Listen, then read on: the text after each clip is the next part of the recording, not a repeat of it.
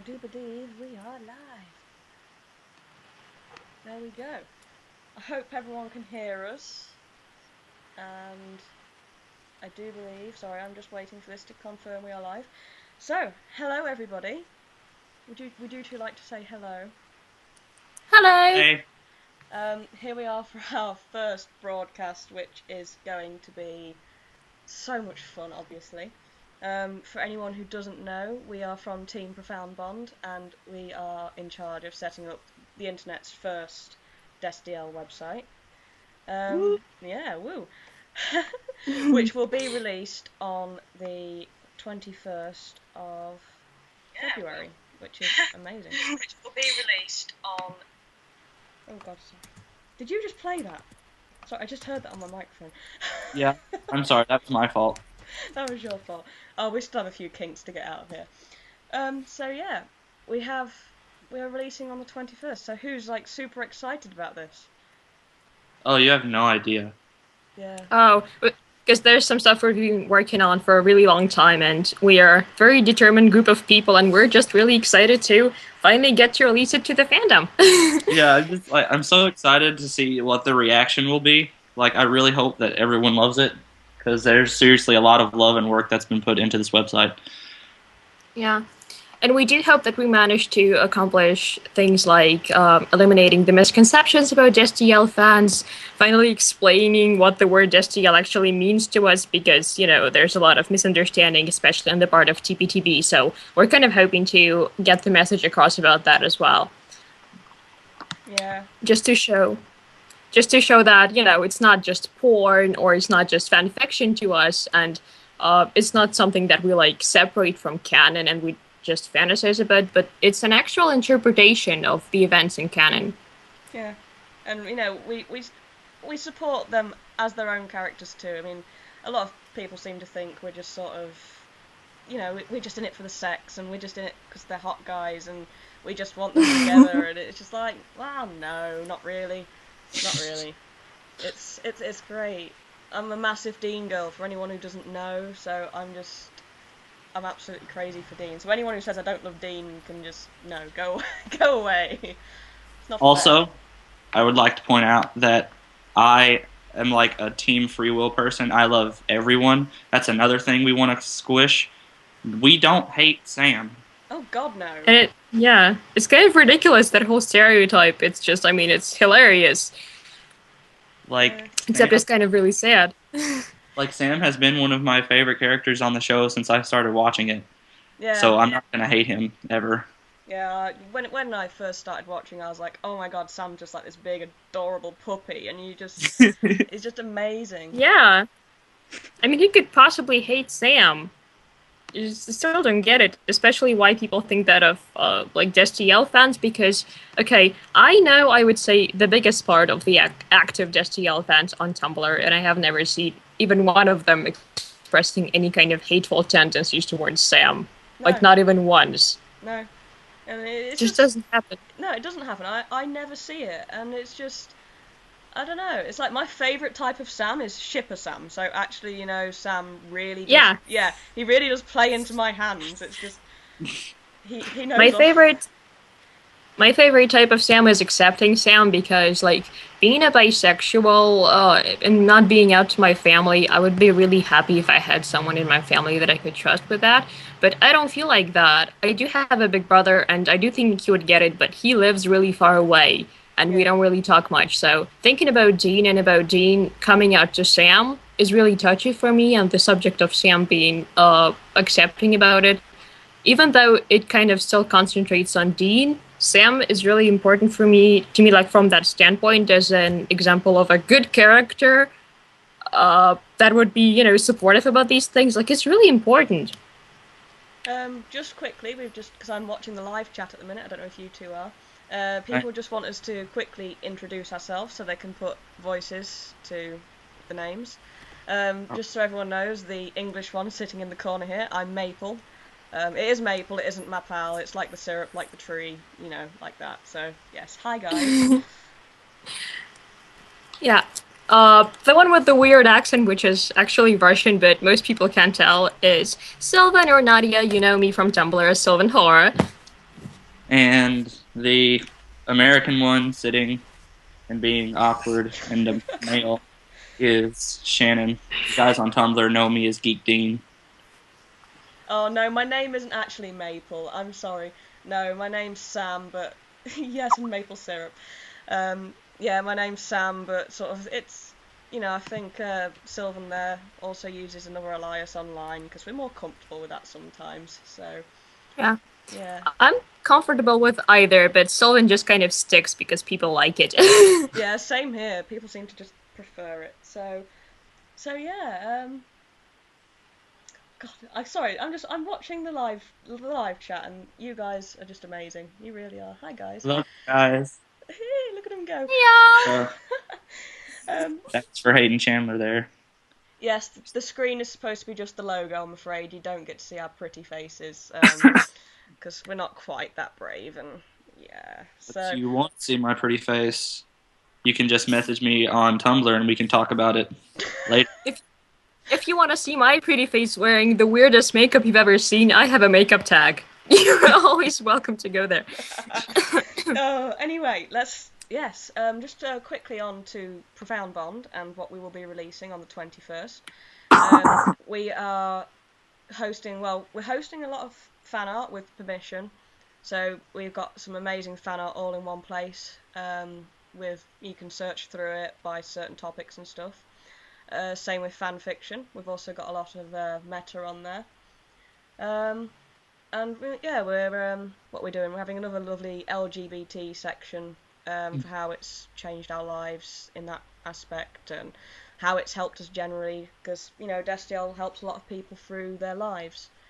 So yeah, we've got a lot coming onto our site. I mean, have I missed anything? What else have we got coming?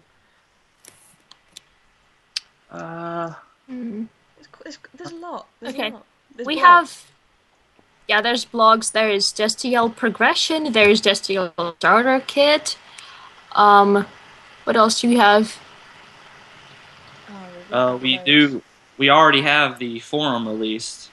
Yeah. Right. In case none of you guys have actually seen that. And the forum's going to be like a place mainly for discussion. You can discuss about the website, or you can just discuss Destiel as a whole. And we also we have our comfort corner as well. So if anyone's having a hard time, everyone can have a chill there. Yeah. I'm just gonna turn up your guys' volume. Apparently, a few people are having trouble with this. So yes. Oh, okay. I'll turn up you guys. I hope that's a little bit better. I know I'm really loud because I've got this new speaker. My computer is all spazzy, so if it's me you're not hearing very well, I apologize. Okay, mine is not very spazzy, but I do apologize too if you're having troubles. So there we go. Okay, now I think we shall get on a bit now with our scheduled program, because we are that organised, obviously. And we're starting with a question. I do believe this one is off Tumblr. And somebody, Astounding Addiction, would like to know, what was the moment when you first started shipping Destiel, and what were your first opinions on the ship and the characters? Now, Shannon, do you want to start? Sure. Okay, I'm not going to lie. I honestly first started shipping Destiel when I first got a Tumblr, but I didn't really, ship it because I really didn't know the characters. But, show-wise, I really started shipping the characters around season 5. Probably that episode where Dean takes Cass to the strip club. That was a really defining moment for me when I started shipping them, because I could really see them. I can't explain it. I could really see them falling in love with them. It's like the best Destiel. Yeah, it's so sweet. What was the other part of the question? What were your first opinions on this ship and the characters? My very first opinions were that they were really, really cute. That was seriously the first thought I ever had when I first saw my first gift set, my first Destiel gift set. I was like, oh my gosh, this is the cutest couple I've ever seen. And then after I watched the show, I got this sort of mixture that this is a they're really two really good characters that really complement each other, and my opinion of them, they went from being cute to being just amazing and epic. You get what I'm saying? Yes. Yeah. Oh yeah. So when did Silven start shipping? Oh. Yeah, I will be honest, the first time I saw them was, of course, on Tumblr, and I do kind of pick my series by ships, not so much by slash as I pick series that have storylines with serious, like, homoromantic subtext, because I am always looking for my people, by which I mean queer characters. So, yeah. But, of course, I didn't really like ship them because I didn't know the story or the characters of anything. But watching this series, I do have to say I started shipping them right from Lazarus Rising, because that first scene where Castiel walks into the barn, I found it both visually stunning and emotionally it just affected me so much, because just thinking about it, it was the first time they saw each other, yet there was already such a connection between them and so much potential, even though they were not supposed to, know each other yet at all. But I could just see that tension building between them, especially like Dean looking at Cass. It's like a mixture of fear and awe, and Cass just, being in the vessel for the first time and seeing Dean. It just really affected me, and just from that moment on, I was, lost. I was gone. I knew it would consume my life, and watching since then, I just kept getting into it more and more and more, and now it just the first thing I think of when I wake up, pretty much. Yeah. Yeah, it sort of takes over your life, doesn't it? Yeah. I mean, it's like I was on DeviantArt before I came on Tumblr, and one of my friends was like, "Oh wow, you should get Tumblr," and I was like, "Oh okay, sure." And then it got on to, "Oh, you should watch Supernatural," and literally the first things I had on my dash were Destiel animations. So I was shipping it from season 1. Can I just say? Yeah. And I thought Castiel came into it pretty fast. I didn't know he was this character who wasn't even meant to be in it that much. So I actually sat through 3 seasons just waiting for Castiel. I kind of did too, but about about my first opinion of the characters, it's with Dean, I just kind of fell in love with him instantly because I started identifying with him so much just from the get-go. I was like, wow, this guy is me. It's because a lot of queer people talk about kind of headcanoning Dean as a closeted bisexual from a very early stages. That totally happened to me, and I bet if we have any queer listeners, you guys know that feeling when you're looking at him and you're like, one of us, And it just really... See, I'm and it's not Castiel, so... And it's not only that for me, it's just everything about his character really, took over me, and I still can't say if I'm more of a Dean person or more of a Cass person, but I have a huge fascination with Dean, and I'm just completely in love with every aspect of his character, pretty much. I will defend him till the day I die. You see... it's like you say you identify with Dean and his closeted bisexuality and all this, but it's sort of everyone always compares me to Castiel, and I don't know, anyone who knows me will know I'm a sort of a pan-romantic asexual, and it's I sort of identify a lot with Cass because I think that's sort of along the lines of what he is, and everyone agrees with me. I think he doesn't see gender really, being sort of genderless himself. And sex is love to him, and I don't know whether it works the other way around, but yeah, I see that totally. Yeah. When it comes to Cass, for me, it's a mix of a lot of things, because I have a really huge religious fascination with Cass, because I really love Judeo-Christian theology. And I love the whole biblical mythology thing in Supernatural, so the whole angel thing, I mean, it's the most badass thing for me ever. I mean, warriors of God, that's like the coolest thing. I know, with so a lot of everything, it's just, that sort of goes into the mix, and then all these little particular things about his character. He's just so complex, and, it's always so new and hard to understand it. I think Cass is a character with endless potential that you could write and write and write for, and he will still fit in the story and bring a lot of things to it. Yeah, and it can change a lot as well. It's like you know, he can fall, or he can get more powerful, and there's just an endless. It's endless what they can do with him. They can do all sorts. You know, like me, when I think about like the way Cass looks at Dean, I sort of look at Cass as he's a being that was built to worship God, but he also lost faith in God, and I think that he sort of transferred that faith from God into a faith in Dean.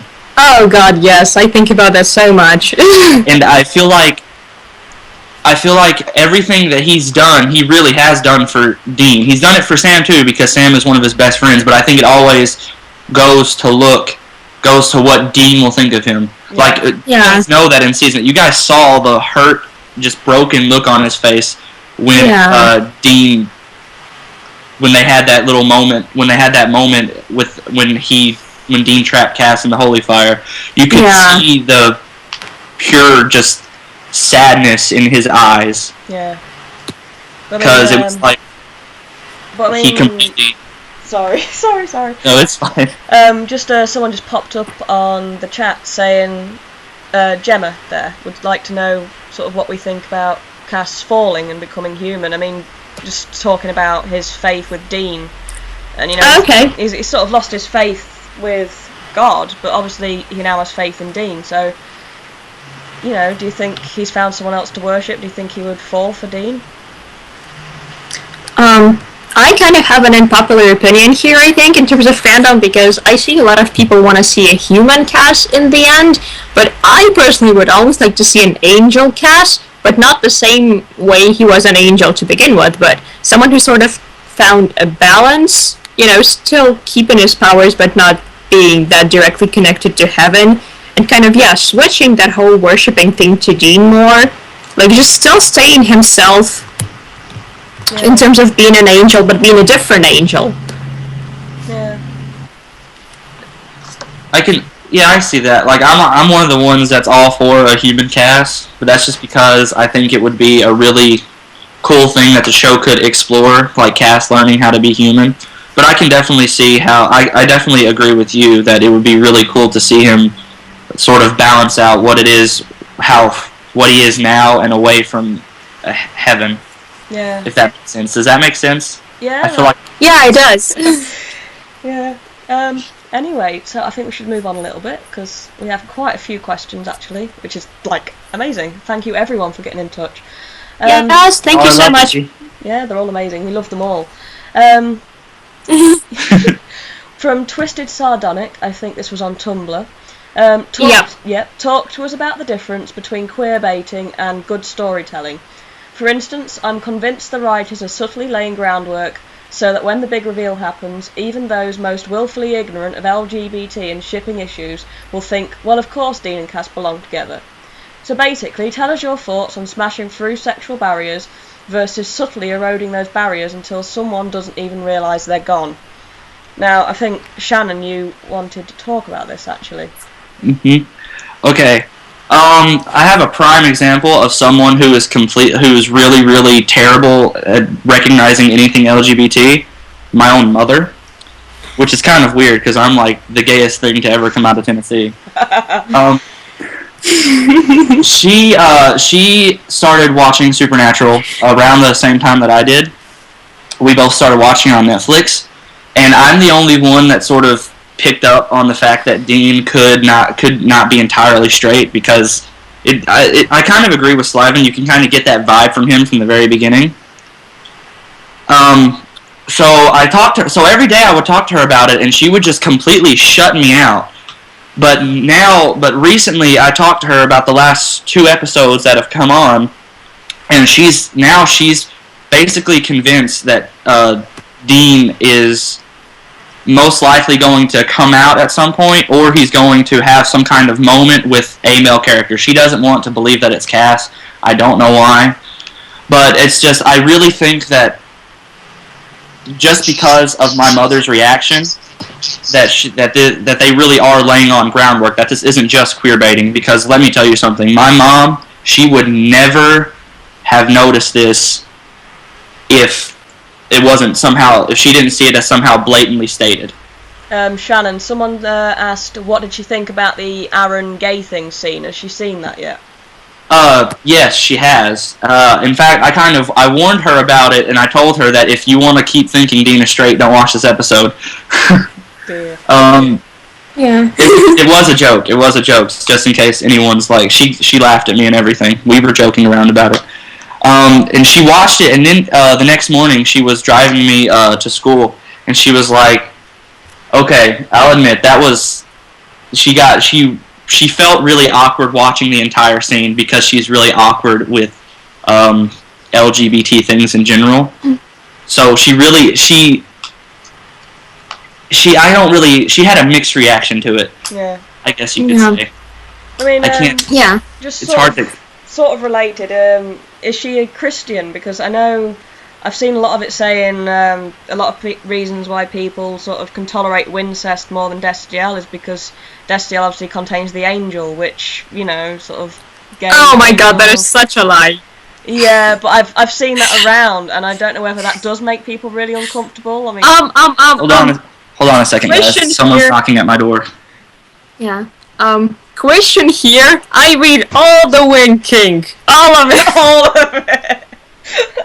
Okay, but yeah, really, no, it's kind of, I mean, when it comes to, I mean, if you want to see me kind of going into that a little bit, I really don't think that the biblical mythology in Supernatural is so directly connected to actual, like, Christian mythology for people to be getting offended with it in most cases. I mean, I know a lot of people got offended with the scene with Cass walking into the church and everything, you know, killing the terrible homophobic priest. Yeah. Because he deserves it. But I really don't think that the references are so direct that it would be worthy of getting offended religiously. If you even would, because there's stuff about angels having sex with humans in the Bible. Like, that's where the Nephilim come from, isn't it? Yeah. So, I mean, it's kind of hypocritical if you get offended by it. It's like the angels have been having sex with people for quite some time, actually. So. Yeah. I don't think they care about gender either. I mean, at least this one with Dean might not produce some weird giant baby. Who knows? One of the good things about my mom is that she's not too terribly religious. It's just the whole Dean being in a relationship with another man, because she has such a crush on Dean. It really bothers her. Like, like, every time I bring it up to her, she's just like, you know what? I'm refusing to talk about this with you right now, because you're going to ruin every single thought I've had in my head about him, so we're just gonna stop. Oh my god. Someone has a good point, actually. Someone has a good point in the chat. How comes it's okay, angel-human relationship, when it's hetero, or when it's gay? Gabriel had sex as well, so clearly it isn't the angel sex issue, it's the gay angel sex issue, isn't it? So. Like, I'm pretty sure if Cass was a chick, there would be no wank in the there would be no objections. They would have 3 children by now. They would have 3 kids, and they would be married, and Actually, I really think that there would be wank, simply because Cass wouldn't be a guy. Because that's basically what happened with Anna. Anna was supposed to be Dean's endgame, but people liked Cass so much more that they just completely did away with Anna, because people loved Cass so much. It's kind of sad, and, you know, it kind of really unleashes this problem where female characters primarily get introduced as love interests, and if the audience doesn't like them in that role, they get eliminated, as if, you know, they couldn't possibly have any other type of role in the story, and that's kind of terrible and stupid, if you ask me. I think that is too, but I also think that it's sort of the writer's fault, because when they introduce these female characters, as, like, either immediately being antagonistic, like Ruby or Bella, or they already have them as love interests, like from the past. Like, you have Lisa, and then you have, and I honestly felt like Dean's whole thing with Anna was a little sudden. Just a little bit, yeah, it's sort of... Like, there's no build-up. So, it's like I think that's part of the reason why people latch on to Wincest and to Destiel, because there's so much. I guess, like, I'm not a Wincest shipper, but I'm imagining that a Wincest shipper could see that there's so much romantic build-up, just like we see there's so much build-up with kids. I mean, I don't know whether everyone read. I wrote a post a while ago about sort of women in Supernatural, and like someone's said, there's no build-up. They're not really fleshed out characters. I mean, you get a few like, Jo and Ellen, who we just really, really need back, and we need to see Josie Knowles again. We really need to see her again. And it's really upsetting, and all their females are just stereotyped, just like Ellie in the latest episode. I mean, who's to say she had to be this really hot cowgirl? Why couldn't it's don't even get me started on that. Oh yeah, the way she got introduced. And yeah, if I can say something more about the whole queer baiting versus, subtly eroding barriers versus exploding them thing, this is actually one of the main reasons why I think Destiel giving canon would be so important, is that, I don't know about everywhere around the world, but here, in Russia, where there's a lot of stereotypes about gay people, and queer people in general, straight people usually think that a relationship between two people of the same sex develops in some sort of way that's completely different. The main stereotype being that it's purely sexual and that they couldn't possibly be any love. And from that standpoint, sort of slowly leading the viewer to seeing how much they love each other more and more, like it happens with Dean and Cass, could be extremely important and actually revolutionary and completely different from the token gay characters and the token same-sex couples that we get. Yeah. And this is why it's so important, is because showing people that a same-sex relationship develops just as naturally as a heterosexual relationship, and that's, it's no different. Yeah. I also think that it's really important that you have these two characters like Dean and Cass be in a relationship, because it's like you're saying, it really does break the stereotypes. I mean, especially Dean. Dean and Castiel, they're both these two different characters that if you saw them walking along the street, you would never expect them to be together. And I feel like that we really need that right now in like an era where where the only positive thing for homosexual couples is Glee, and Glee can just be so offensive when it covers this sort of thing.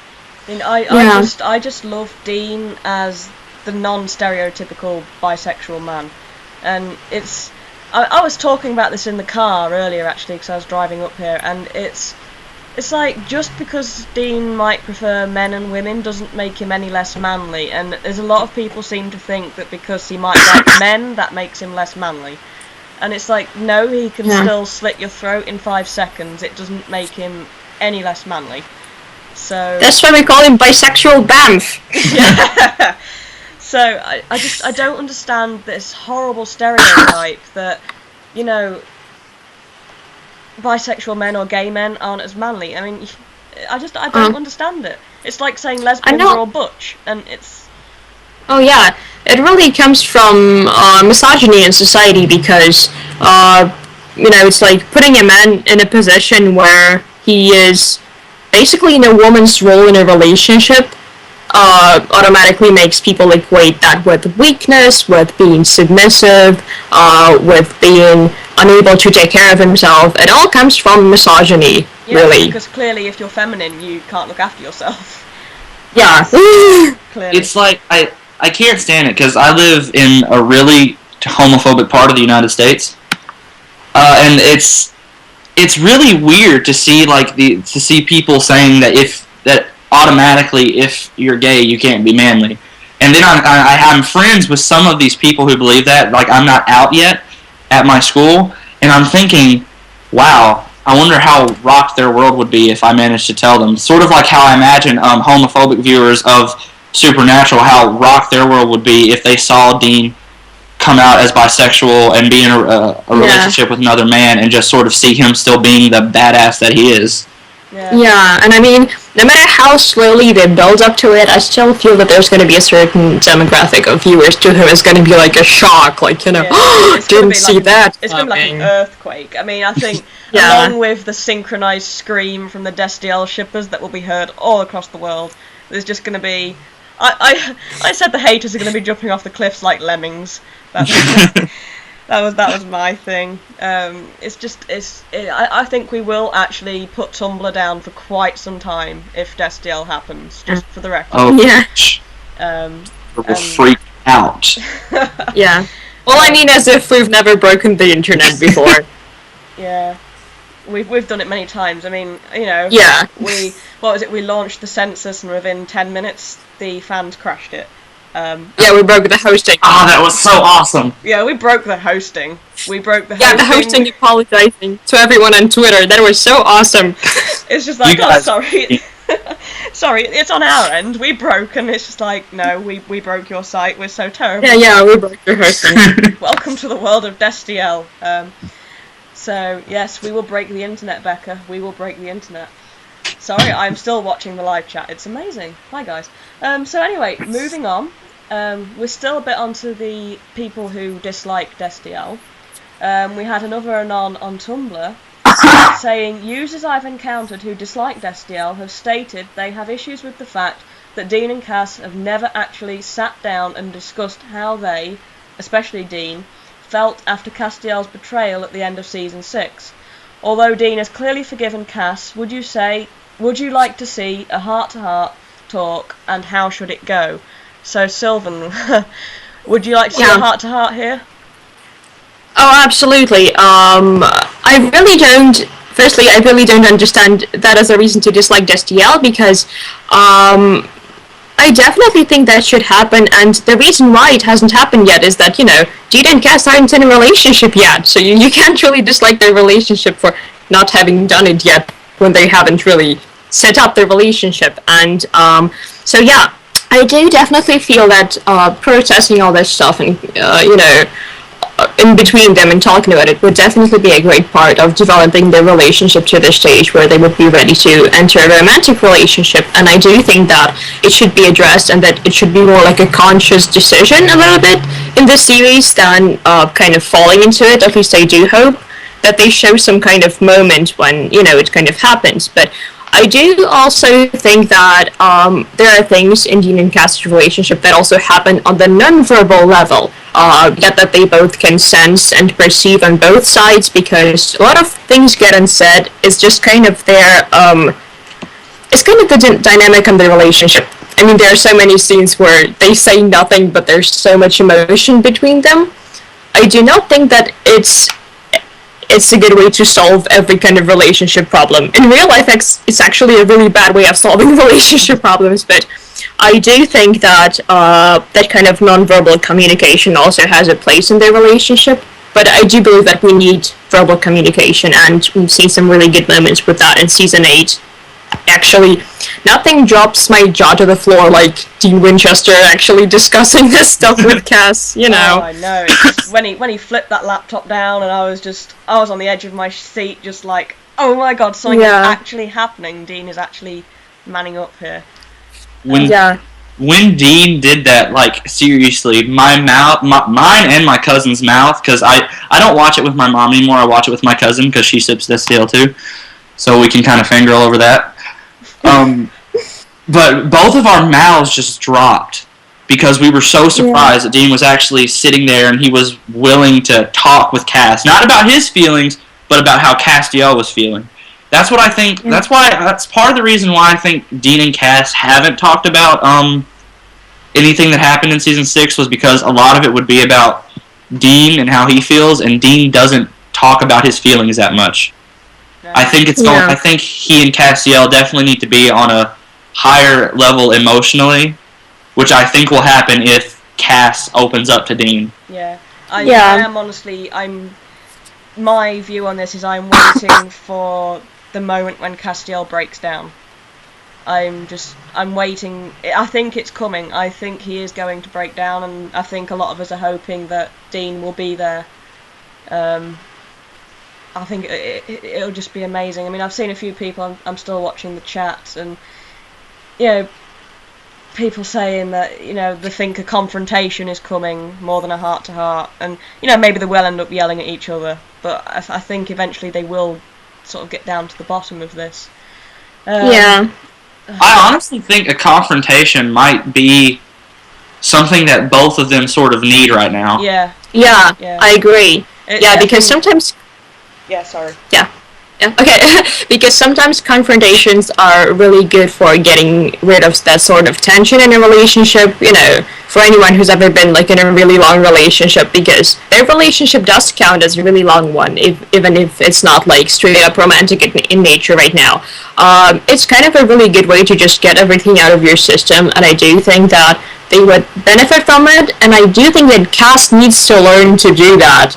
Yeah. Like, Cass needs to learn to get rid of those things, because both Dean and Cass, they are, so skilled at bottling things up inside themselves. It's all they do, and they are going to explode someday. Yeah. I mean, it happened in season 5 in the alley. I love that. Yeah, and I think that for Castiel was a huge cathartic moment. I think that was, obviously he could never really hurt Dean that much, but I think that really, I think it was good for him in a way. Yeah, it's a very complex scene emotionally. I feel like I honestly want there to be a season 8 version of that scene. Like, not necessarily Cass just throwing Dean against the wall and beating the hell out of him, but sort of just the scene where they're alone together, and like Sam the interrupting moose is like somewhere far away, and they're talking, but then something sort of just clicks. Yeah. Like, that's not exactly how the scene happened, but something just clicks, and then they start talking, and then the talking sort of erupts, and then suddenly Cass is just yelling at Dean, and Dean is yelling at Cass, and you're seeing all of these emotions just being flung at them, and then each of them say something that strikes the other one, and then they just sort of stop.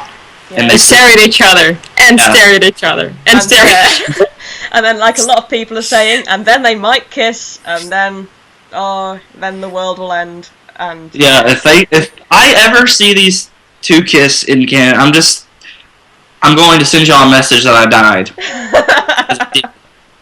I'm gonna scream out my window or something. I'll hear you from England. I'll scream back. I will scream back. It's fine. Yeah. Mating call the Destiel shippers. we should have a battle cry for when it happens. We should have a battle cry that we all just shout out the window when it happens. Yeah, and we'll know if any of the other ones of us are near, because we'll be able to hear them echoing in the epic distance.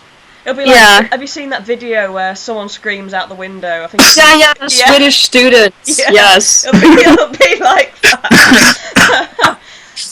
So we need a battle cry. I'm not sure what it could honestly be, other than just screaming profound, really loud out of the window. Yeah. We'll come up with something. We'll come up with a battle cry, and we'll let everyone know about that. Yeah. Okay, so let's move on again.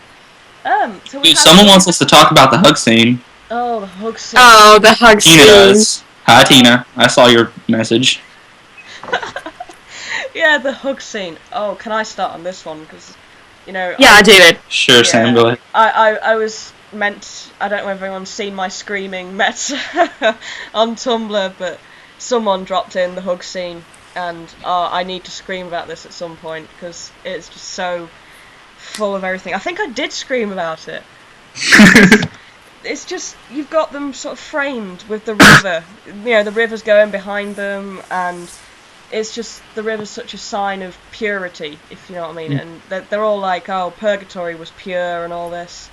And, I think that river is the purity of purgatory. And it's just sort of, as they're having that conversation, it's just washing it all away, and then the hug happens. Well, the hug happens first, but I screamed. I did. Yeah, for me, the hug scene was really, really kind of a really astounding moment, because, when you watch their scenes, and when you watch Misha and Jensen acting, you're always wondering if how much they're doing on purpose, especially when it comes to their facial expressions, because, I know they ignore the script, especially in the reunion scene. surprise my ass, Jensen. Well, yeah, and in that scene, when you watch their facial expressions, which I always do very attentively, it hit me that everything was absolutely conscious, that all their acting decisions were conscious, because the way Jensen was acting Dean in that scene, the look of absolute complete affection on his face towards Cass, that extremely, touching, and, just almost really made me cry. And then, after them hugging, him touching Cass's face and saying, "Nice peach fuzz," I literally couldn't believe what I was seeing. I was like, did they really just do this? Did he say "nice peach fuzz"? Oh my god. I was sitting there, oh, sorry. Did I interrupt something? Yeah, I just really wanted to say something. The one thing that made me scream more than the hug, and someone did just bring it up, the way Castiel says Dean in that scene. Oh, yeah. Totally. When Dean just says, "Cass, I need you," and just Castiel's face when he just knows he's so defeated, and he knows he can't say no to that, and it's just, I probably think I rolled around on the floor for a while after that.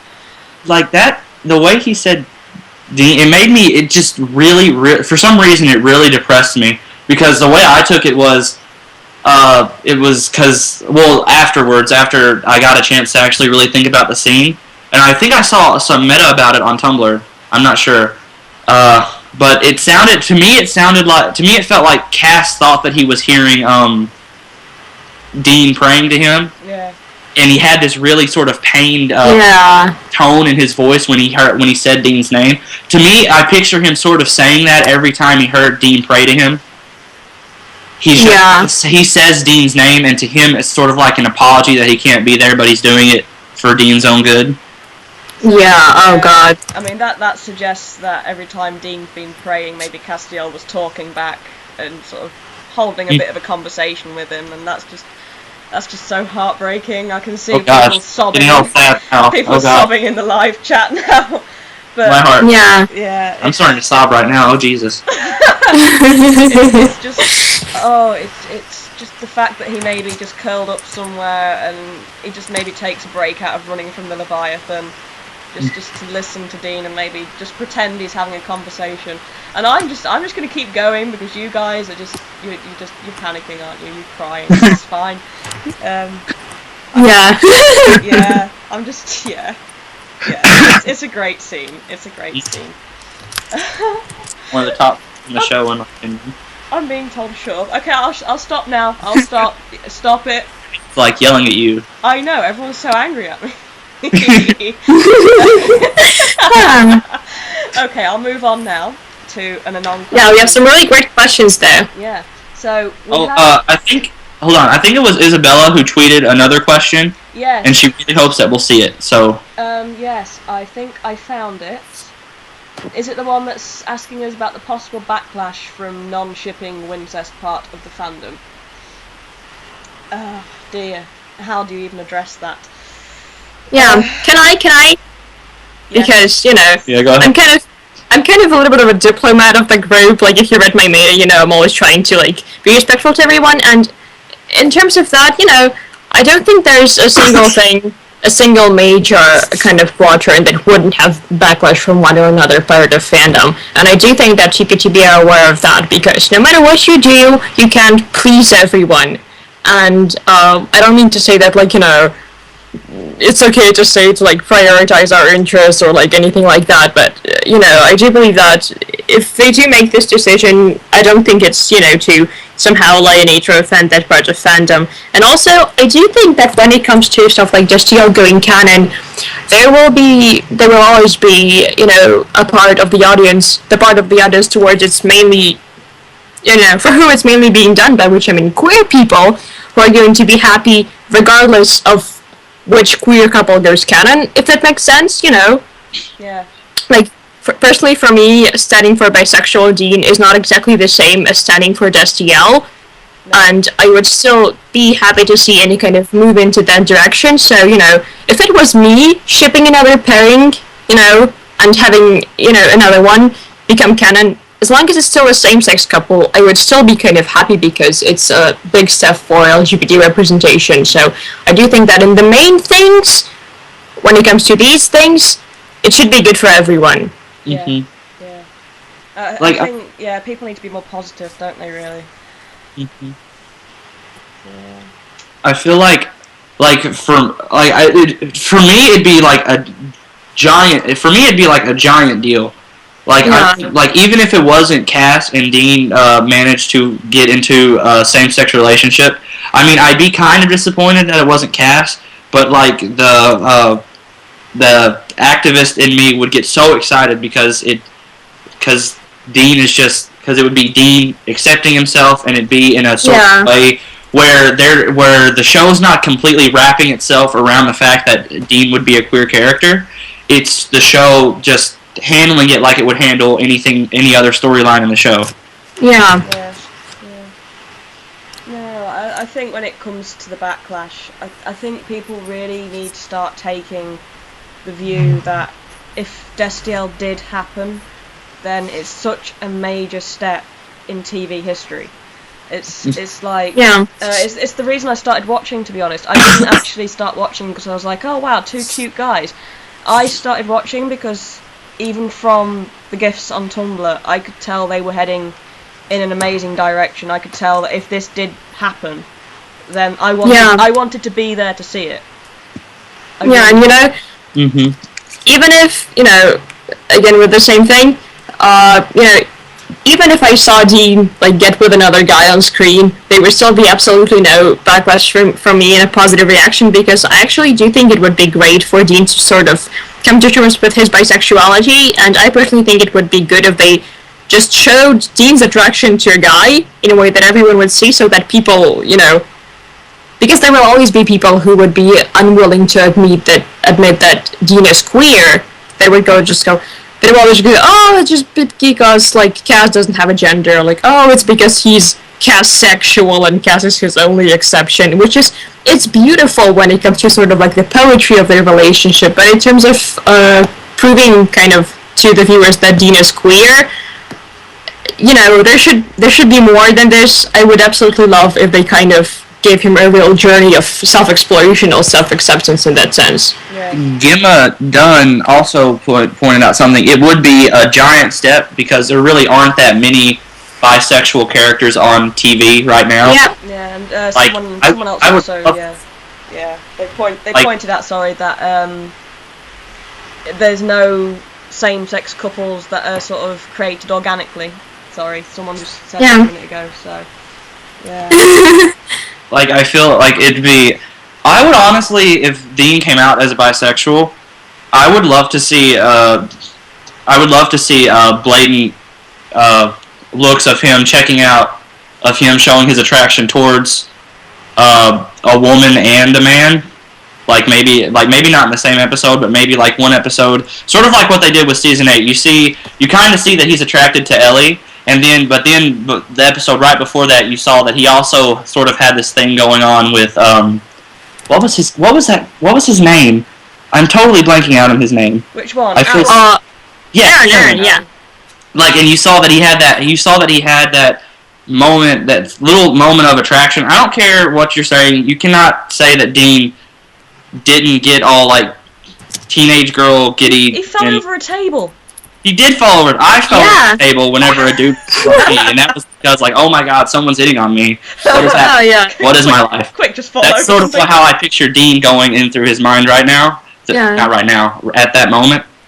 And then I kind of liked how they showed in the next episode that Dean was still attracted towards women.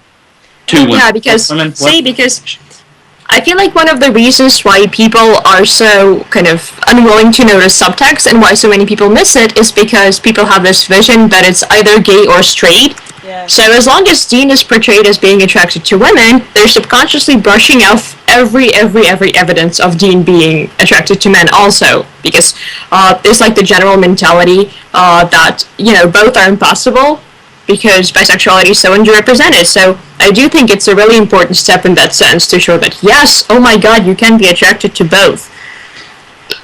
I think that if Dean comes out, I can't wait to see how confused people get. Yeah, kind of. Because, being a bisexual and seeing this reaction all the time, you're some sort of freak at worst, or majestic unicorn at best. It would be really interesting to see people's reaction to just such an example of a character that they've known for years now, and that is suddenly this strange, unusual thing to them. Yeah. I mean, did you guys see my post a while ago saying, I just wanted people to come and tell me why they didn't think Dean could be bi. I just wanted people to tell me why he can't be bi. And, yeah, going back to where it's people are gay or straight, I had people just coming into my inbox saying Dean isn't gay. And I was like, I'd never mentioned gay. But, they don't seem to take the bisexuality thing. It's like, oh, Dean likes men, therefore he must be gay. And it's, putting aside that I think he's polysexual, because I think he can be attracted to Cass, who's not got a gender, which makes it a third gender, which is many, which is poly. So, it's fluid. Sexuality is so fluid. It's yeah. So yeah. Anyway, I think. Do any of us have Buffy the Vampire Slayer experience? Oh my gosh, yes. Yeah. You should talk, because I have none. I typed up a whole meta, doing parallels between Willow and Tara and Dean and Cass and their relationship, and how each of them could have these respective, how each of them would have, how Dean and Cass would have this sort of reaction the same way that Willow and Tara's relationship would have this reaction. I could explain it now, but I don't know. Do you think we'd have time for me to explain it? If we want, we can run over if you want. We can do an extra half an hour if you two are willing to do that. I am. I'm having a lot of fun with this. Okay then, Off you go on your Buffy the Vampire Slayer rant then. Okay, so I was not Buffy was made in the 90s and it happened in the 90s, so I really didn't get into it until much later, because in the 90s I was 5. So, but I did a lot of research on the show, and I found out that there was such a huge backlash between Willow and Tara's relationship, because when I was watching the show and I watched that episode and I saw them get together, and it was so different for me, because I was like, what? It felt like it was new, but then it really wasn't, because Willow and Tara had gotten really, really close, which is basically what Dean and Cass are doing right now. They're getting really, really close, and Cass and Dean, they're sort of becoming the shoulders. Well, if Cass would let Dean be this, they're becoming the shoulders that they can each cry on, even though neither of them really cry. Well, Dean does, but Cass doesn't. And you saw this backlash, and I'm sorry, my brain's still kind of weird. No, it's okay. And you saw all these people sending the actress who plays Tara. She got so much hate for this, because Willow had just gotten out of a relationship in the previous season with a werewolf named Oz. But then you also had this giant acceptance from casual watchers of the show and the LGBT community, which I feel like would happen a lot I feel like the same thing would happen with Dean and Cass. Yeah, I feel like that too. He already gets so much hate for not just for Destiel, but for the fact that he's an extra character that isn't part of the Winchester brother dynamic. And I feel like these two situations, they're mirroring each other so much right now. I feel like the powers that be. I can't say their abbreviation, so I just call them the powers that be. Yeah.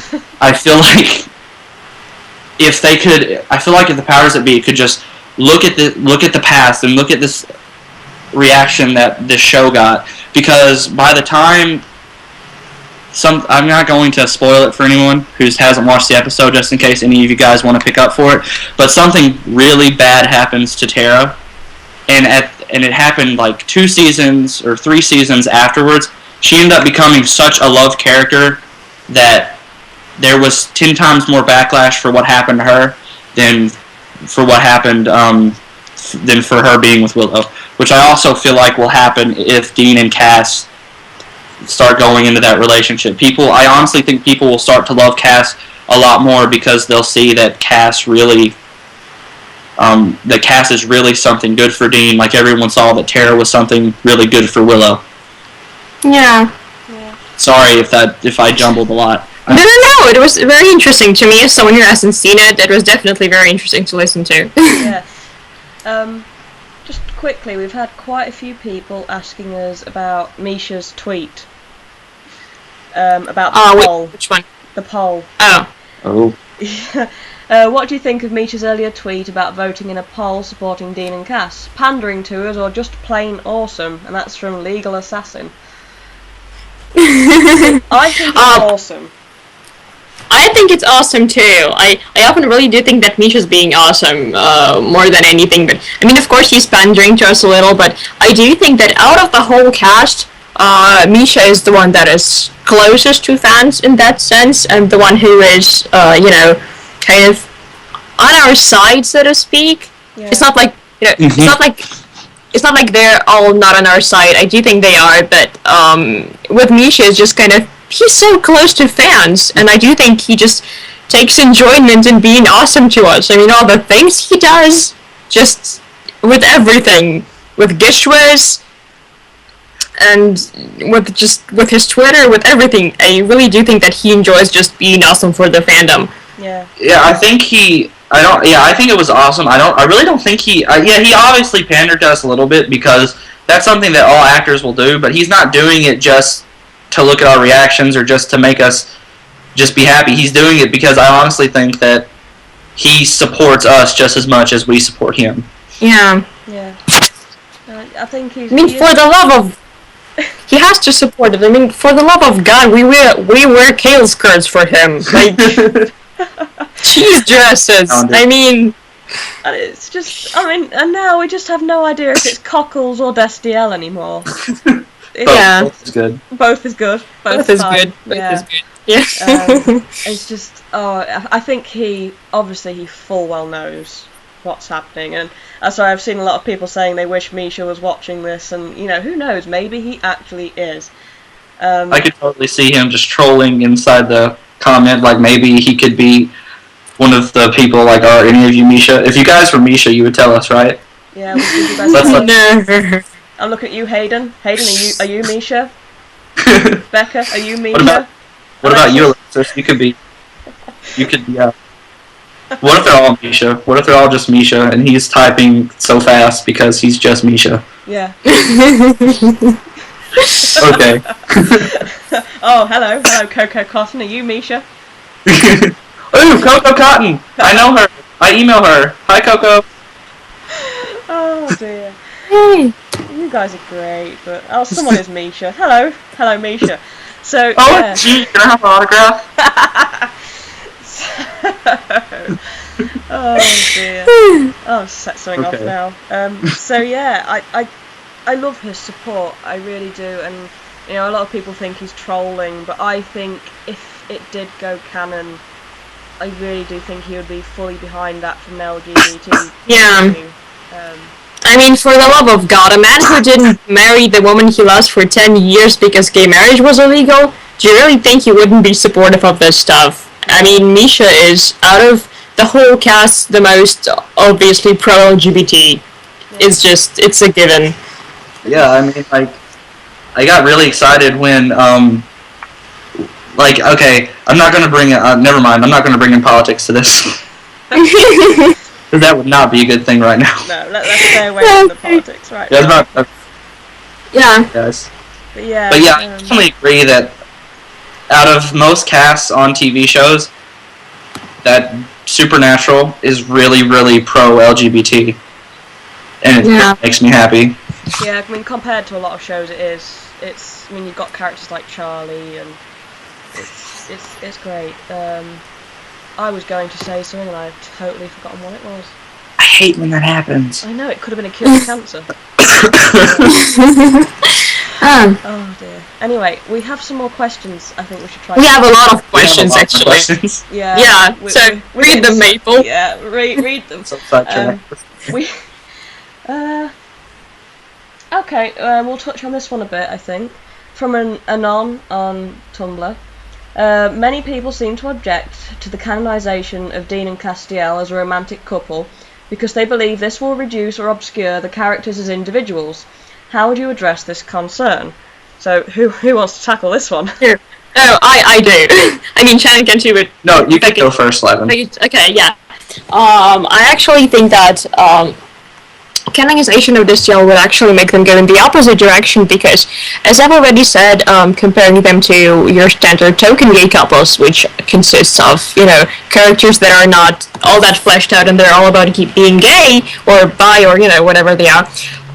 With Dean and Cass, there are these two characters that we already know, and this is this unique chance that we get to actually see two characters in a same-sex relationship that have character depth, that are well fleshed out, and that we would really be able to see truly build this relationship and exist within it. So, if anything, I think that it will do the opposite. Also because, especially with Dean's character, when it comes to subverting the alpha male archetype, I believe that all things that go in that direction, and there are a lot of these things, when it comes to Dean, anything from, watching soap to his implied bisexuality basically goes in that direction. It only makes his character even deeper, and it only adds more to him, so I absolutely couldn't believe that being in a relationship with Cass could in any way cheapen his character. I mean, if they do it right, of course. Of course the writers could screw it up, but I do hope they don't.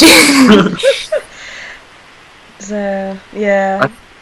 I feel like if they got into a relationship, I definitely agree with you, they'd go in opposite direction.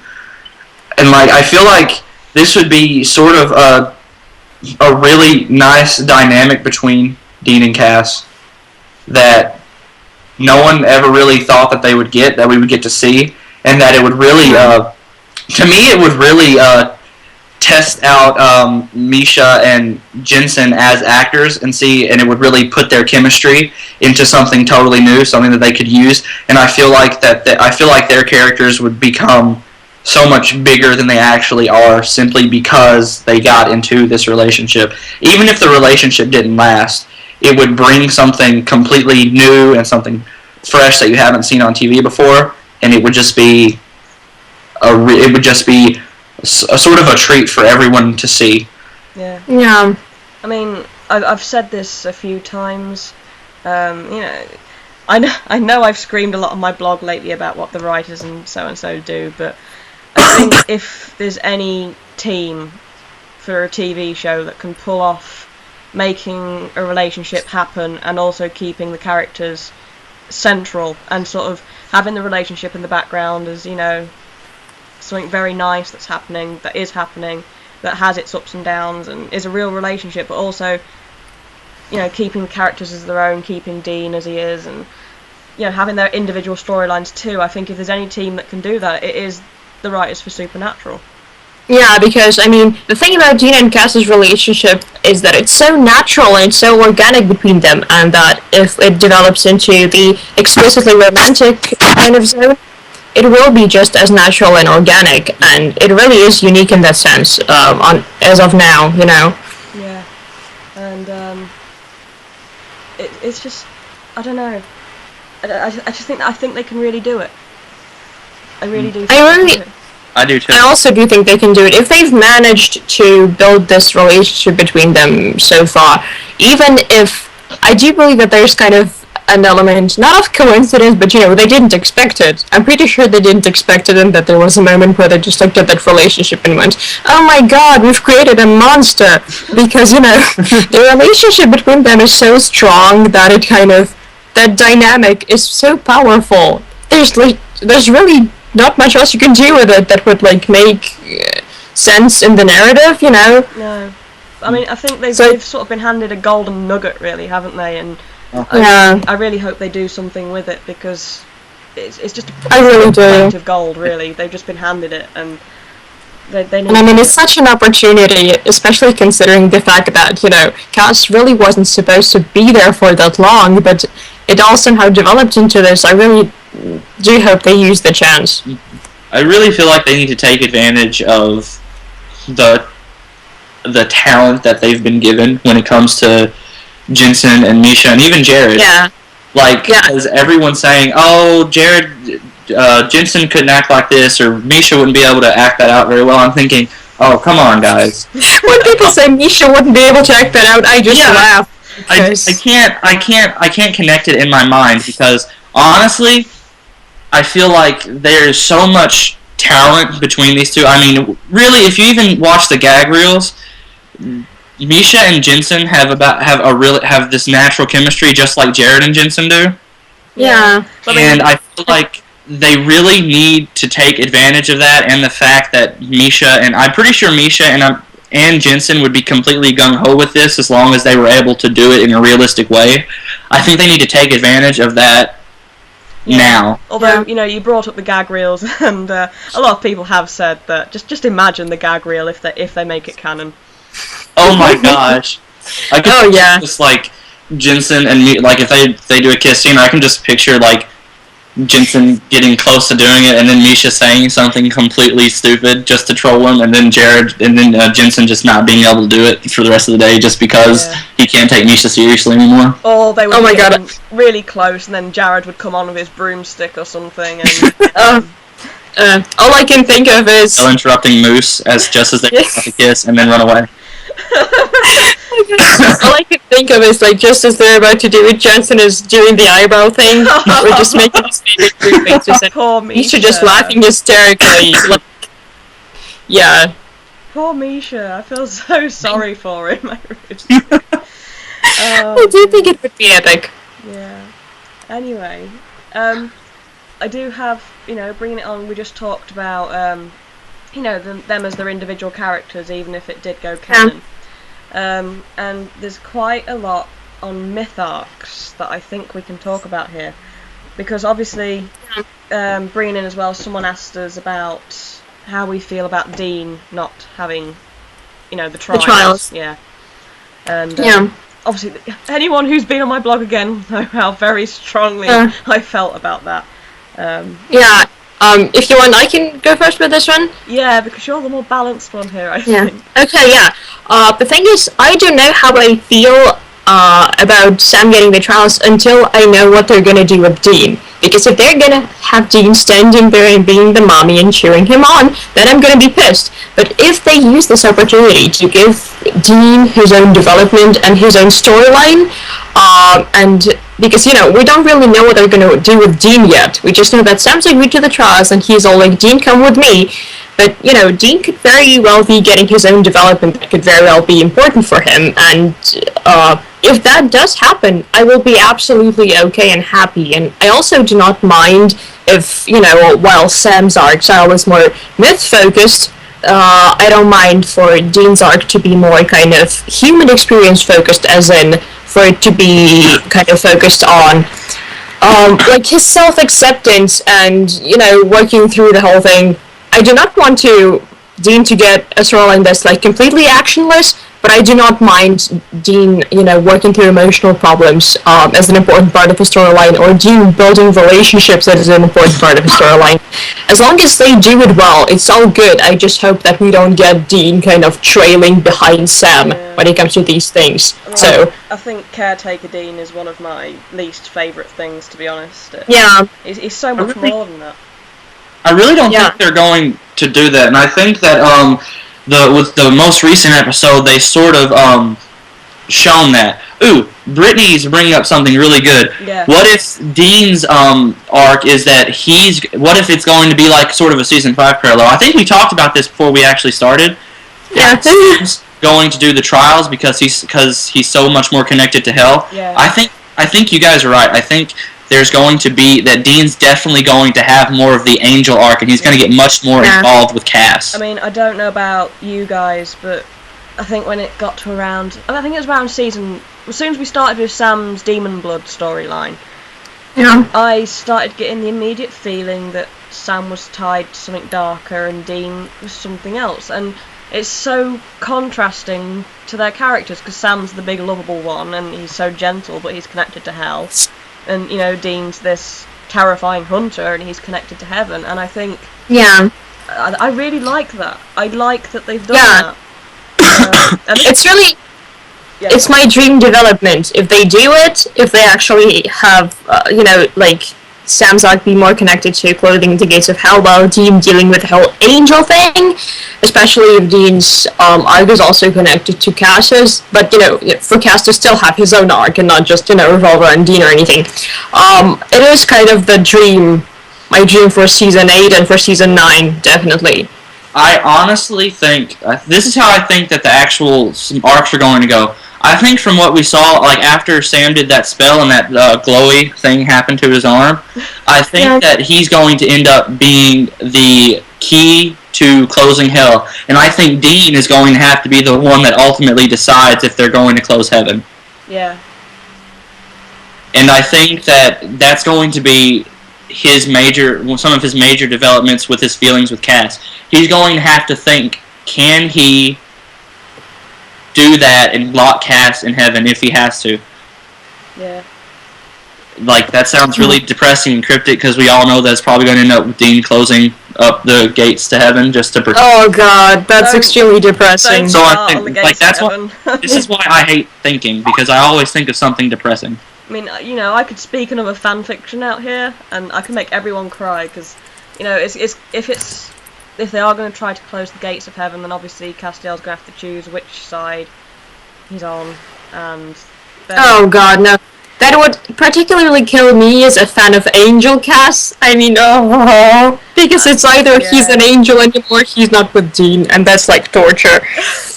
But just imagine if they save the heaven story till the very end of their last season, and they're going to shut the gates, and Dean has to maybe sacrifice himself to do that. So maybe he tells Castiel to go to the other side, and he'll meet him on the other side, and then when Dean dies and passes through, there's Castiel waiting for him, and that oh god, you're gonna make me cry, stop it.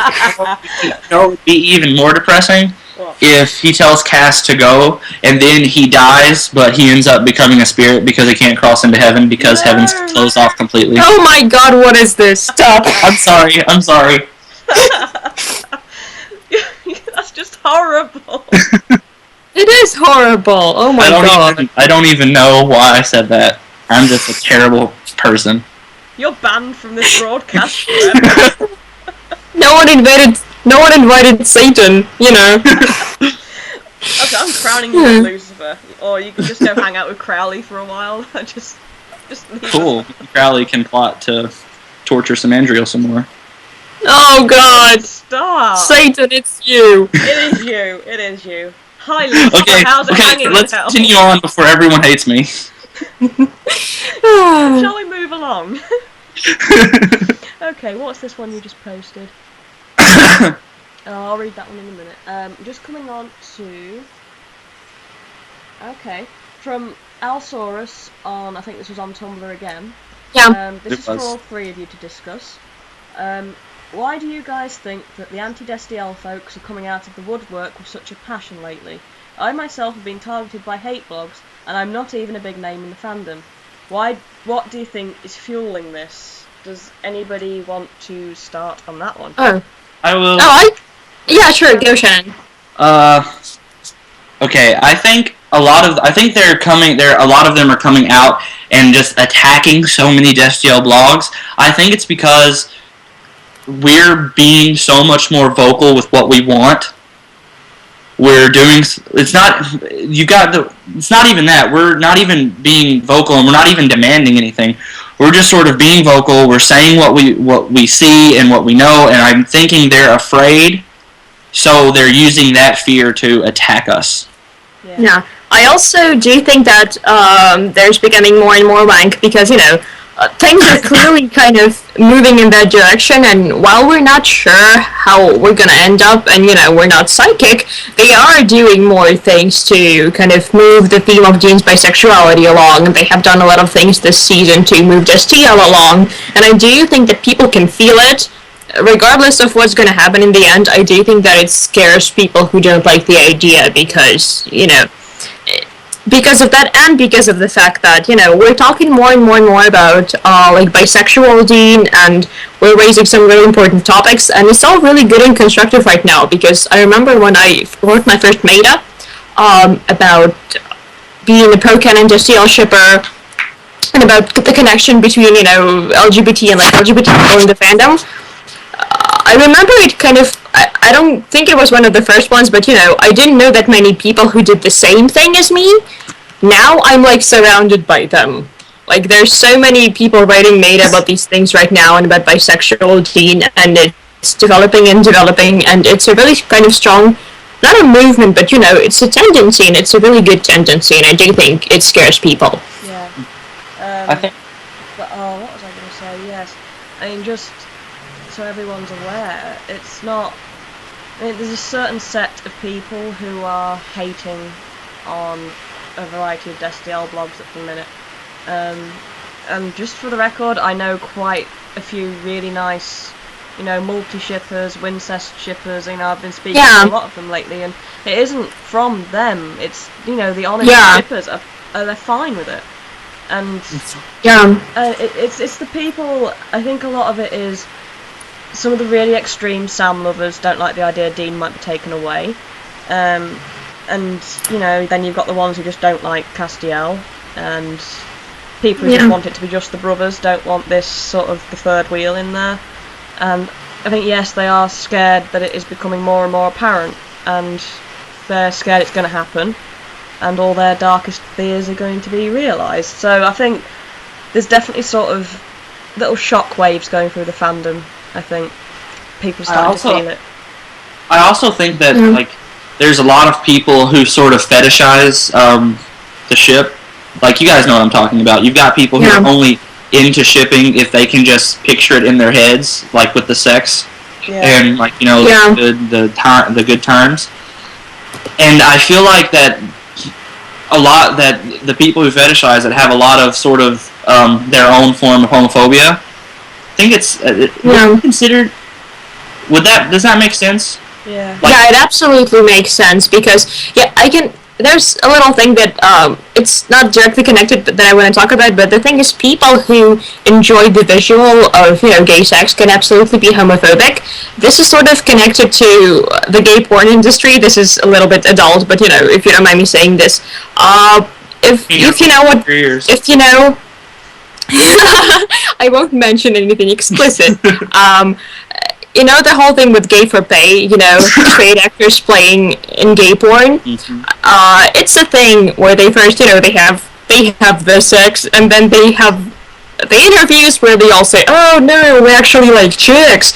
It was always really surprising to me, both as a queer person, as someone who does enjoy that, but then I met people, straight women, who would actually say, oh, I love watching that. But, gay guys just having sex and kissing, that's so gross if they're gay. Yeah. Like, if they're straight, it's fine, but if they're gay, it's gross. I have quite a few stories. Really weird. I can't find the sense in that, and it bothers me so much. Yeah. I can really see why it would bother gay men a lot, and it bothers me as a queer person equally. A funny story, one of my friends is reading, she's read 50 Shades of Grey. And, oh god. Yeah. Well, I went to the stables where we work together, and I said to her, "Wow, why are you reading that? You should read my gay porn." And I'm just going to plug my fan fiction here, but I write some pretty great gay porn. She does. She does. So I sent her this gay porn. I don't think she's read it yet, but just coming on to this, what she said was, as long as there's a man in it, she doesn't care. So she sort of enjoys penetrative sex. So as long as there's penetration happening, but she won't read lesbian sex. And I'm slightly baffled, but I don't know. Yeah, I'm also really baffled because, and it is in this sense fetishization. That's exactly what it is. When people kind of put their needs in that sense, their needs for like that sexual sort of visual above the actual needs of people that are being portrayed, that's when it's fetishization. That's exactly what it is. It bothers me when people accuse me of fetishizing something. It's kind of hilarious. Like, I sit there and I write and I read and I have a meta tag on my freaking blog where I actually reblog things that show that these characters have emotions and underlying the fact that these they're more than just sex. And I'm thinking, how can you think that this is just a fetish for me? And then I had a few people accusing me of being a horny fangirl, and I'm like, have you not seen pictures of me on my blog? I'm a freaking dude. Oh, it's just... Yeah, Shannon, you're my favorite horny gay fangirl. It bothers me so much because people just assume that since I ship these two characters that I only want to see them have sex and that I'm obviously a horny girl who's only fetishizing them. Yeah. It's okay. It's like I'm asexual and, you know, not getting into my porn habits, but I'm really, I don't fetishize. I can't say it. No, it's not a fetish for me. It's not. And I don't get my rocks off because they kiss or have sex. I don't care.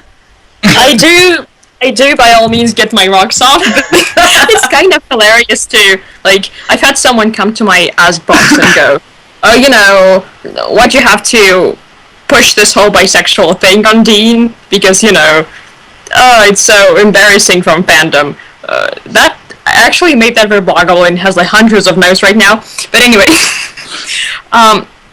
it's kind of hilarious, you know, when people who are doing the fetishizing in the first place also don't notice the presence of queer people in fandom. And that's the main reason why all three of us get this crap. It's because people automatically assume us to be straight women. Yes. And it leads to equally painful and hilarious situations. Yeah. I mean, can I just quickly say hello to all the asexual people in our chat? Because you're all amazing. Yeah. I love you all. Yay, go asexuals. Yeah. Yes. Too.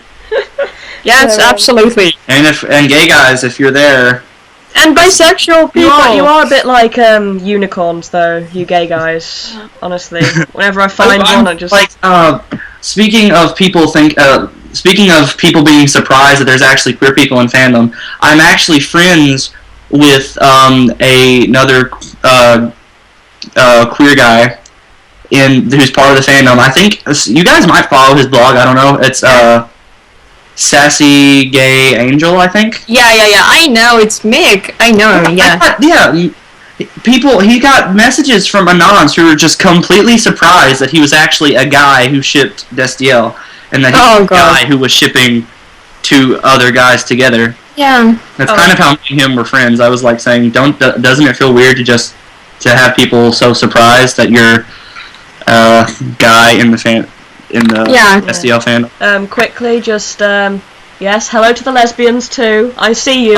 Hello to the lesbians. Hello to the pansexuals. I love you guys. Hi, lesbians. I hope you're all having great. Oh, a Binicorn. Hello, Binicorn. Yeah. Oh, did I tell you guys? I really did find a unicorn the other day because I found a straight guy who ships Destiel, which is just the most beautiful thing. I know a straight gay who ships Destiel. Yeah. I have not had the pleasure of meeting one yet. It's amazing. Oh, you should follow Andy then Fiction. He is a straight guy who ships Destiel. Yes, I shall follow him. Do it. He's amazing. Yes, he came and spoke to me when I had my little housing trouble, but yes, straight guys are basically the unicorns of the fandom, aren't they? So, yeah. Love you straight guys if you're watching this right now. Yeah, if there's any straight guys out there, we absolutely love you, and we love everyone. Oh, hello, Coco's brother's a straight guy who ships Destiel. Give him all of our love.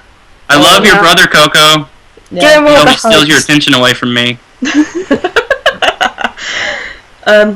What's the name of the straight guy? I think we're about Andy. Andy Van Thick. Andy. So yes, it's actually. Becca seemed like know his URL. I think it is. Hang on, I'll type it in. Hang on, everybody, hang on a second. There we go. That is it. Anyway, I think we should move on because we have about 7 minutes left to wrap this up. Right, I have one really interesting one that I really did want to address, so I'm sorry for anyone else who has sent in any questions. From Anja, and this was on Twitter. Do you think we sometimes give too much credit to the writers of Supernatural when we are analysing the episodes? Not only with Destiel in general, but like for example the records Dean owns. Was that just a random decision by the set department, or was it placed there for us to notice and connect the dots? Now, can I just say, I really think especially the Nat King Cole album, was there. I think that was really placed there on purpose. I really do. I think a lot of people don't realize that in things like television, even in movies, and in like even in plays, generally almost every prop that has been given at least a little bit of attention to is important in some way. It all generally comes together to mean something. They have an entire crew of people who the director directs them to put certain stuff in certain places just to give it a sort of extra meaning. It's a lot of things with TV and with movies and with plays is it's all about symbolism. Yeah, because, and I mean, it's not unusual for Supernatural at all. I mean, if you look at Meta, but the previous seasons, they put stuff on, like, menus and cafes. They put stuff on, like, moving vans and on, like, all kinds of road signs and signs. And they deliberately put in a lot of little things that you're meant to read and notice. They really do this. Absolutely. Yeah, and it's like the beer logo, the El Sol beer that slipped in again from... apparently the El Sol beer was from Dean's other world that the Jinn put him in. So it's a world that wasn't real, and Sam was drinking El Sol beer this season. So there's quite a few hints to something being really wrong this season, and I think they are dropping them in on purpose. And and season. Oh, sorry. Sorry. Oh, okay. This season really scares me. It kind of does. With everything that I see meta writers noticing, with things that I'm noticing, and it's generally hard for me to look at the symbolism because I'm so into the dialogue. I generally completely forget to look at all the extra things. And so it's getting to the point where I'm noticing this stuff, and it's scaring me because it's all pointing to this sort of thing that maybe things aren't what they seem. I mean, you've got Cass's whole arc where he's being manipulated and he's not, and you've got all this stuff happening that no one can see, and I have this terrible feeling that someone's going to get revealed, and it's going to be something that we would have never suspected that someone has become something not just to Cass but to Sam and to Dean. Because horrifying. Before the beginning of the season, Carver said that nothing is as it seems.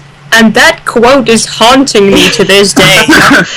I mean, it's like Gemma's just brought it up again, and anyone who read my short meta on the colours in this season, it's still circulating actually, and how the colours are very wrong.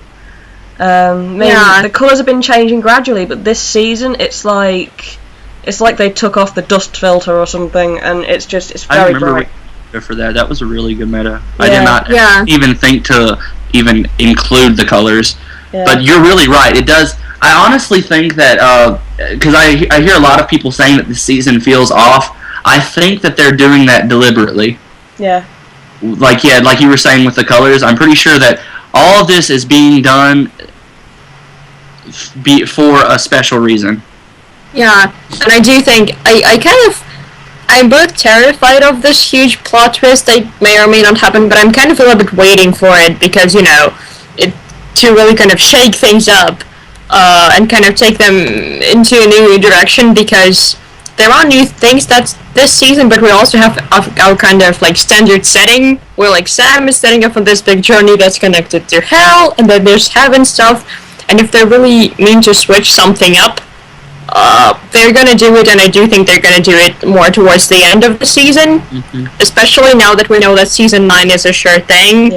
I do think that they're gonna leave us all either crying or like ripping our hair out. Something's gonna go down. The one thing that will really just make me really mad is if this entire season has been some kind of fantasy sequence. Because I've been reading some stuff on that, and it's very convincing, and it just really scares me, and I just know that I'd be really mad if that happened. It scares me too, and I'd be really mad as well, because all the great moments we got this season, if they were to be unreal, I would just weep, honestly. I would. it would make me so mad to the point where I would almost consider not watching the show anymore. Yeah. Just because I honestly think that's a big slap in the face if they were to do that. Yeah. No. But I mean, you know, a few things have been a slap in the face for me. I mean, sort of the lack. I really hope they do something with Dean as well, and maybe that'll redeem this season a bit. If they slap me in the face with oh lol, this was all just a big, you know, fantasy sequence. At least if Dean has a bit of a myth arc, I might actually be happy. So I might deal with it. Like, I think one of the things that could make up for it is if, like, maybe it was something that Dean was dreaming about in Purgatory. Yeah. But then I would think, still not too great of anything to happen. Like, to have Dean wake up in Purgatory after he thought he got out would just be so cruel. Yeah. But I mean, I think maybe, a few people are sort of saying along the lines of, you know, Dean's dreaming in Purgatory, but I mean, what if it's a case of Naomi's twisting the world and some of these recurring characters we're seeing are sort of her agents keeping an eye on Dean and Sam? You know, that's quite an interesting one, but no. Anyway, we are actually running out of time now. Oh. I'm afraid. we could talk for the full 2 hours, couldn't we? But yeah, we could. We could. But I don't. I gotta eat. Yeah, you need to eat. And anyway, so quickly, just to wrap this up, for anyone who, well, we haven't announced it yet, so you might all be happy to know that we are thinking about doing this weekly. I will definitely be here weekly. I'm not sure who will be joining me. I would love to be joining you as much as I can. Well, the only thing is, I'm still in high school, so I don't know if I'd be able to do this at this time every Monday. No. Well, we'll find a good time for it. Then this was just today. I've been at home looking after my grandmother, so today was the first time I got the chance to do it, and with the release on the 21st, I was like, oh crap, we better do this quick. Yeah. So I'm really glad I got to be a part of it. Yes. So, oh, look at all these. Oh, someone's saying Tuesdays. We'll all have to let us know when is best for you. Weekends would be good, I suppose. Yes. Anything on the weekends. Yeah. So it probably Me too. Yeah, probably will start setting up for the weekends. And we are hopefully looking at. Yeah, don't worry, I'm from Europe too, don't worry. Gosh. Each week we are going to start looking at various fan fiction stuff. We're hoping to get a few people on to talk with us. Some really good fan fiction writers maybe. And, you know, if you guys support us enough, maybe we'll get famous enough to have some of the cast and crew on. Which wouldn't it be awesome if we could have, like, Misha on this podcast? Yeah, just oh my god, we would die. Yeah. I feel like he'd troll us so bad, but I wouldn't even care. I'm ready for this. So you guys, start tweeting Misha and let him know how awesome we are. And yes, don't worry, we are going to get all your favourite fanfiction writers. And the chat just and major writers if we can. Yes, we'll get. I'm thinking fanvid video, makers and the meta writers, and we're gonna make this fantastic. Yep.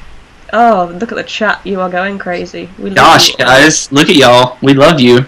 Yeah. We love you. For you people asking about helping with Profound Bond, obviously we have our release on the 21st, and it would be great if you guys could start, helping to promote the site. We managed to reach our 5,000 signatures on the census. Yeah. And if so amazing. Yeah. If you want to help out, it would be really great if you joined the forum and invited your friends to join the forum, because we really need people discussing there. It would be really great. Yeah. Especially in the fan art section that I moderate. Yep. And there's an LGBT section in the shipper census. Yeah. I'm afraid to be the first person to put on to start posting in like the empty threads. I'm just afraid to be the first person because I'm just sat there like a lonely person. Yeah. But so anyone who wants to go find the forum, go to profoundbond.com and you can find links to the census and the forum on there. And yes, we have a meta section as well. We have everything on there because we have that amazing. The LGBT section's incredible. The comfort corner, I love the comfort corner. I could sit in there all day. So yes, That was a really nice touch to the forum. I love that place. Yeah, we've helped quite a few people already. We've helped them with a few of their personal issues, and it's just it's a safe place.